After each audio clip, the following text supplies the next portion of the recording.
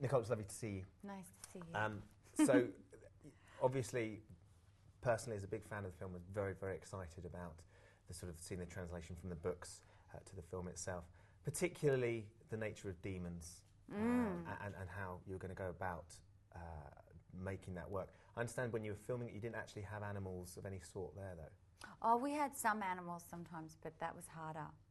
Sometimes we had some dogs, or they would sort of run around during the scene, and they'd be like, "Oh, cut, take the dogs out, we'll put them in later."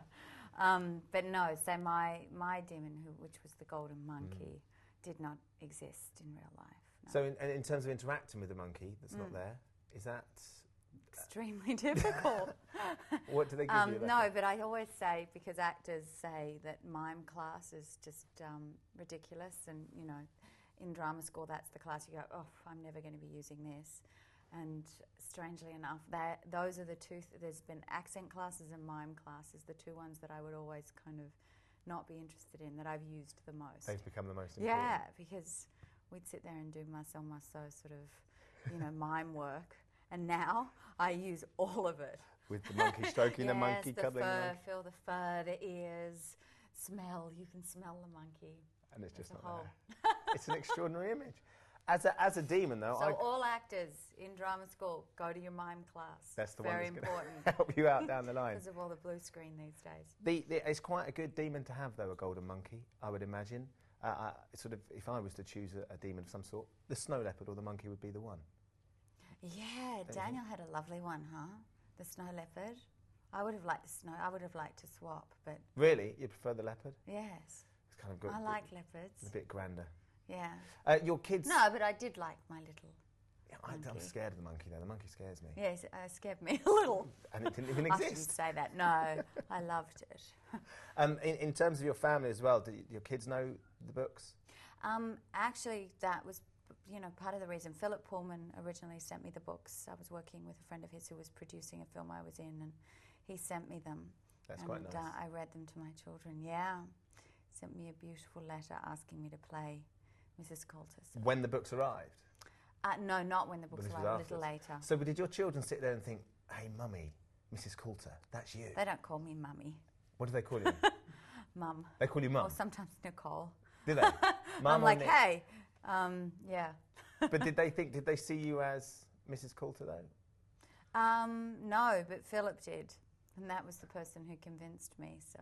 And since they know that you're going to be in the film playing that character, how do they feel about that? Because there's a double-edged sword with Mrs. Coulter, isn't there? She's this incredible, sort of charismatic woman, but has this very dark side to her as well. Well, I think when you read all three, you see her arc towards goodness. But if you divide them up, then obviously... They're sort of harder to dissect in a way. But and that's the beauty of having a character. Hopefully we'll get to do the next two, because it's rare that you get a character of this magnitude and complexity in this type of film, and that you get to explore over a period of, 6 hours, which is sort of probably the duration of the trilogy. So it's not guaranteed that you're going to do the second two? This film is not 6 hours. No, fortunately.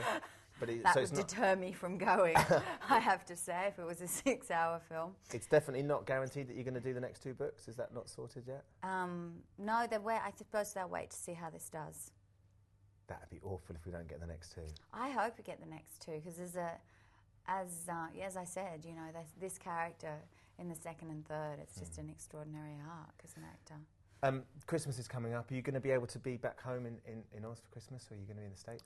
Well, I'm a gypsy, so my home is, a mix of America and Australia at the moment, but I've been doing a film there for the last 9 months, so I'm going back after this.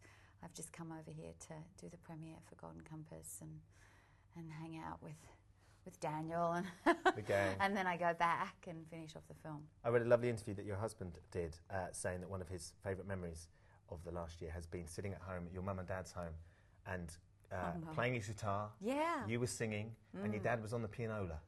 Well, I was trying to sing. Yes, but that's right. Is there going to be a sort of a Kidman urban sort of collaboration release for Christmas CD? Never. Never, you're not going to go, but you've got... I can absolutely say. You've got a great never. track record with the music industry. I will never be doing that. I'm fine where I am. I just do my acting and. One last question, if I may, as well.